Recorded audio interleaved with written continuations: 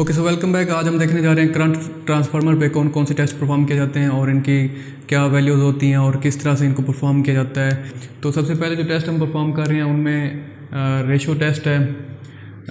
जो current transformer की ratio होती है उसको टेस्ट किया जाता है। पोलैरिटी टेस्ट है, एक्साइटेशन टेस्ट है, insulation resistance test, winding resistance test और बर्डन टेस्ट किया जाता है। जो सिटी का बर्डन होता है उसको टेस्ट किया जाता है। और फाइनली जो है CNDF capacitance and dissipation factor test किया जाता है। सबसे पहले हम देखेंगे रेशो टेस्ट क्या होता है। रेशो टेस्ट से मुराद ये है कि जो सिटी की हम सिलेक्शन करते हैं, रेशो की जो सिलेक्शन होती है वो फॉर एग्जांपल हम 1000 वर्सेस 1 सिलेक्ट करते हैं। यानी कि प्राइमरी पे अगर 1000 एम्पेयर करंट आ रहा है तो सेकेंडरी पे हमें 1 एम्पेयर करंट मिलना चाहिए। तो इस टेस्ट को सिंपली अगर हम यहाँ पे इस डायग्राम को देखें तो यहाँ पे आप देख सकते हैं कि ये एक प्राइमरी कोर है, प्राइमरी वाइंडिंग है, और ये जो है ये कोर है, ठीक है।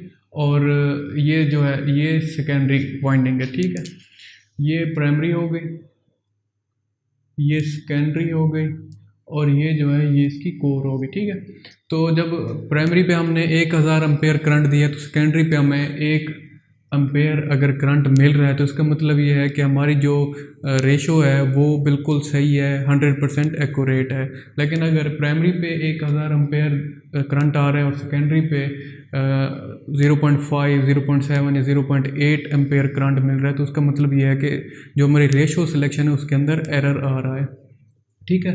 तो सेकंड नंबर पे हमारे पास जो हम चीज़ टेस्ट करते हैं that is polarity test. Polarity test से मुराद ये है कि जो प्राइमरी और सेकेंडरी की जो वाइंडिंग होती हैं उनको किस तरह से वाइंड किया गया, यानी उनकी वाइंडिंग जो है वो किस तरह से क्लॉकवाइज या एंटी क्लॉकवाइज उनको किस तरह से वाइंड किया गया है, उस हिसाब से फिर इसकी पोलैरिटी चेक की जाती है। यानी कि अगर हम आप सपोज कर लें कि ये जो मार्कर है ये हमारी वाइंडिंग कोर है, प्राइमरी की वाइंडिंग जो है अब हमने इसके ऊपर इस तरह से वाइंड की हुई है, यानी कि क्लॉकवाइज हमने इसको वाइंड किया। और आप देख सकते हैं कि ये जो डायरेक्शन है ये वाइंडिंग की है, ये क्लॉकवाइज है, और ये जो थंब है ये पॉइंट कर रहा है कि इस टाइम करंट की जो डायरेक्शन है वो इस साइड पे है। लेकिन अगर हम इस वाइंडिंग को चेंज कर देते हैं, एंटी क्लॉकवाइज कर देते हैं, ये अभी आप देख सकते हैं कि वाइंडिंग कुछ इस तरह से आ रही है और करंट की जो डायरेक्शन है वो अपोजिट हो चुकी है। बिल्कुल ऐसे ही जो मैन्युफैक्चरर होता है वो सिटी के ऊपर उसके जो टर्मिनल होते हैं उसके ऊपर लिख देता है कि ये पॉइंट नॉर्मली लिखा होता है P1 और P2, ठीक है। तो P1 जो होता है उसकी डायरेक्शन फिर ड्राइंग के हिसाब से हमें रखनी होती है, यानी ड्राइंग पे लिखा होता है कि जो P1 है इसको पॉइंट करना है लाइन साइड पे, और जो P2 साइड है सिटी की उसको पॉइंट करना है लोड साइड से। यानी कि इस तरह से ट्रांसफार्मर है, इसके 2 टर्मिनल हैं P1 और P2, ठीक है। तो ये जो P1 है और P2 इस तरह से लिखा होगा, P1 जो होगा ये लाइन साइड पे होगा और जो P2 होगा ये लोड साइड पे होगा, ठीक है। तो इससे क्या होता है कि जो अभी इस डायग्राम पे आप आके देखें तो जो P1 है और P2 आप देख सकते हैं जो करंट का फ्लो है इस टाइम पे ये टॉप टू डाउन है, ठीक है। जबकि सेकेंडरी में हमने जो पॉइंट दिए दैट इज़ x1 और x2, और आप करंट का जो फ्लो देख सकते हैं that is downward to upward, यानी कि ये अपोजिट है प्राइमरी के। और अगर प्राइमरी और सेकेंडरी करंट जो हैं ये एक दूसरे के अपोजिट होंगे तो हम कह सकते हैं कि जो हमारी पोलैरिटी है वो बिल्कुल ठीक है।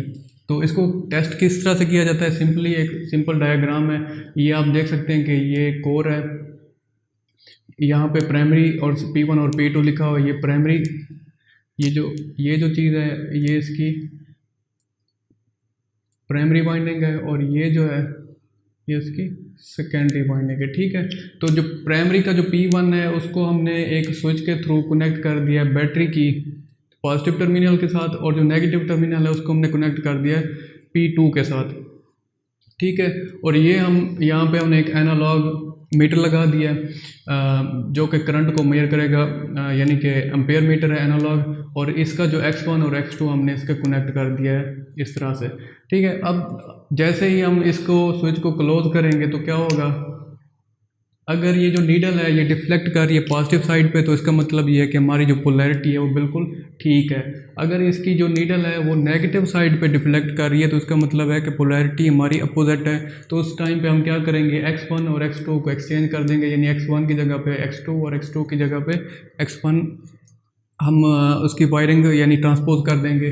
तो इस तरह से जो डिफ्लेक्शन है वो हमारी ठीक हो जाएगी और हम कह सकते हैं कि हमारी जो पोलैरिटी है वो हमने ठीक कर दी है। अगर और होता क्या है कि नॉर्मली जो मैन्युफैक्चरर होता है उस गलती से जहाँ पे P1 लिखना होता है वहाँ पे अगर वो गलती से P2 लिख देता है, तो ज़ाहिर है कि जो इंस्टॉलर है उसने तो P1 और P2 देखना है और उसने एज़ पर ड्राइंग इंस्टॉल कर देना है। लेकिन अगर करंट की डायरेक्शन एज़ पर रिक्वायरमेंट नहीं मिल रही, तो सेकेंडरी साइड पे आपने क्या करना है कि आपके जो कनेक्शन हैं उनको चेंज कर देना है।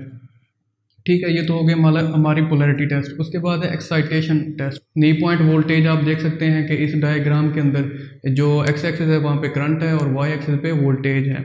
तो ये जो ग्राफ है ये शो कर रहा है कि इनिशियली हमारा जो वोल्टेज और करंट है ये लीनियरली इंक्रीज हो रहे हैं, लेकिन एक ऐसा पॉइंट आता है जहाँ पे इनकी जो है लीनियरिटी ख़त्म हो जाती है, और जब हम ओनली 10% वोल्टेज को इंक्रीज़ करते हैं तो एट द सेम टाइम जो करंट में इंक्रीमेंट आ रहा होता है वो 50% आ रहा होता है, यानी कि हमारा जो सिटी है उस टाइम पे एक्साइट हो चुका होता है, और जो उसकी जो जितना भी हम उसको करंट दे रहे होते हैं वो सारा एक्साइटेशन में यानी मैग्नेटिक फ्लक्स जनरेट करने में कंज्यूम हो रहा होता है, और इस तरह से जो सेकेंडरी पे जो रीडिंग है वो प्रॉपर नहीं मिल रही होती। तो इस चीज़ को आप कह सकते हैं कि जब करंट सिटी हमारा एक्साइट हो चुका होता है तो हमें प्रॉपर आउटपुट पे रीडिंग नहीं मिलती और हमारी जो प्रोटेक्शन और मीटरिंग प्रॉपर नहीं हो रही होती। तो इस चीज़ को भी टेस्ट किया जाता है। ठीक है, और उसके बाद है insulation resistance test, IR test भी इसको कहते हैं। इंसुलेशन रेजिस्टेंस टेस्ट जो है ये बेसिकली चेक किया जाता है कि हमारी जो प्राइमरी वाइंडिंग और सेकेंडरी वाइंडिंग के दरमियान में कहीं पे कोई शॉर्टेज तो नहीं आ रही, इंसुलेशन प्रॉपरली यानी कि हमारी काम कर रही है या नहीं कर रही। बिल्कुल इसी तरह से primary to secondary, primary to earth और सेकेंडरी टू अर्थ हम इसको बारी बारी चेक करते हैं। और उसके लिए जो सर्किट हम यूज़ करते हैं वो ये है, DC सोर्स हम देते हैं, और यहाँ पे हम क्या करते हैं कि जो वोल्टेज यहाँ पे डिवाइड होके मिल रहा होता है हमें, उस वोल्टेज को हम इस तरह से, क्योंकि हमने चेक करना है IR यानी कि रेजिस्टेंस R = V/I होता है, तो यहाँ पे जो वोल्टेज का ड्रॉप हमें यहाँ पे मिलेगा वो हम लिखेंगे और उसको डिवाइड कर देंगे। ये यहाँ पे जो हमें करंट की रीडिंग मिल रही होगी तो जो हमें वैल्यू मिलेगी वो हमारी IR वैल्यू यानी कि रेजिस्टेंस की वैल्यू होगी, और ये मिनिमम इसकी जो रेटिंग है वो मेगा में होनी चाहिए। अगर किलो में भी आ रही है तो भी वो एक्सेप्टेबल नहीं होती, मेगा में लाजमी होनी चाहिए। ठीक है, उसके बाद इंसुलेशन रेजिस्टेंस टेस्ट के बाद है वाइंडिंग रेजिस्टेंस टेस्ट। जो सिटी की प्राइमरी और सेकेंडरी वाइंडिंग्स होती हैं उनकी भी ज़ाहिर है कि उनके अंदर रेजिस्टेंस होती है, तो उस रेजिस्टेंस को भी टेस्ट किया जाता है। तो ये रेजिस्टेंस ज़ाहिर है कि जितनी कम होगी उतना ही हमारी जो वाइंडिंग है अच्छा परफॉर्म करेगी, तो इसको भी टेस्ट किया जाता है। ये सिंपल टेस्ट होते हैं वाइंडिंग रेजिस्टेंस, जो आप कह सकते हैं कि नॉर्मल जो रेजिस्टेंस फाइंड करने के लिए जो टेस्ट परफॉर्म किए जाते हैं ये उसी तरह का एक टेस्ट होता है। फिर उसके बाद है बर्डन टेस्ट। बर्डन को भी चेक किया जाता है कि आया कि जो हम बर्डन हमारे नेम प्लेट के ऊपर लिखा हुआ है उसके मुताबिक हमें ये बर्डन मिल रहा है कि नहीं मिल रहा। यानी कि बर्डन क्या होता है, जो सेकेंडरी साइड पे जितने भी जितने भी कनेक्शन होते हैं, चाहे वो रिले के साथ कनेक्शन है या फिर एम्पेयर मीटर के साथ कोई कनेक्शन है, जितनी भी केबल लगी होती है वो उसका एज अ लोड काम कर रही होती है। फॉर एग्जांपल हम कहते हैं कि 1 एम्पेयर हमारा जो है ये रेटेड वैल्यू है 1 एम्पेयर। ठीक है, 1 एम्पेयर के ऊपर अगर हमारी जो बर्डन है वो 30 एम्पेयर है, 30 VA। ठीक है, अब ये 1 एम्पेयर के ऊपर 30 VA बर्डन के होते हुए आया कि हमारी जो एक्यूरेसी है उसमें कोई फ़र्क तो नहीं आ रहा। इस चीज़ को देखा जाता है कहीं हमारा सिस्टम, हमारा जो सिटी है वो कहीं सैचुरेट तो नहीं हो रहा या उस पर कोई वेरिएशंस तो नहीं आ रही। तो इस चीज़ को भी प्रॉपर चेक किया जाता है कि अगर हम प्रोटेक्शन की बात करते हैं।